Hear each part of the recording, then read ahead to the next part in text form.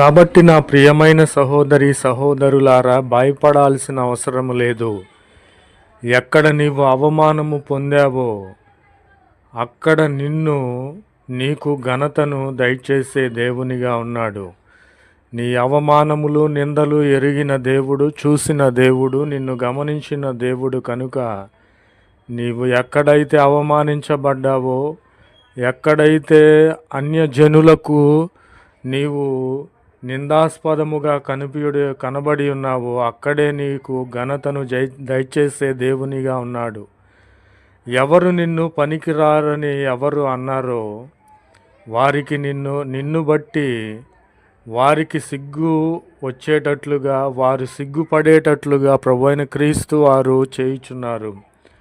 ఎవరు నిన్ను పనికిరారు, ఎవరు ఎప్పుడు చూసినను దైవభక్తి, ఎప్పుడు చూసినను